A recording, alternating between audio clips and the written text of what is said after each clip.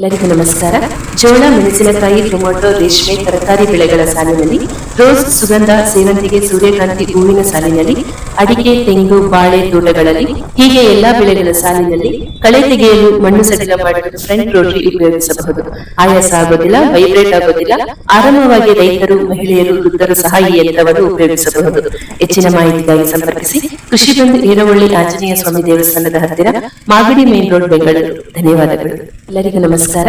ಜೋಳ, ಮೆಣಸಿನಕಾಯಿ, ಟೊಮೆಟೊ, ರೇಷ್ಮೆ, ತರಕಾರಿ ಬೆಳೆಗಳ ಸಾಲಿನಲ್ಲಿ ರೋಸ್, ಸುಗಂಧ, ಸೇವಂತಿಗೆ, ಸೂರ್ಯಕಾಂತಿ ಹೂವಿನ ಸಾಲಿನಲ್ಲಿ ಅಡಿಕೆ, ತೆಂಗು, ಬಾಳೆ ತೋಟಗಳಲ್ಲಿ ಹೀಗೆ ಎಲ್ಲಾ ಬೆಳೆಗಳ ಸಾಲಿನಲ್ಲಿ ಕಳೆ ತೆಗೆಯಲು ಮಣ್ಣು ಸಡಿಲ ಮಾಡಲು ಫ್ರಂಟ್ ರೋಟರಿ ಉಪಯೋಗಿಸಬಹುದು. ಆಯಾಸ ಆಗೋದಿಲ್ಲ, ವೈಬ್ರೇಟ್ ಆಗೋದಿಲ್ಲ.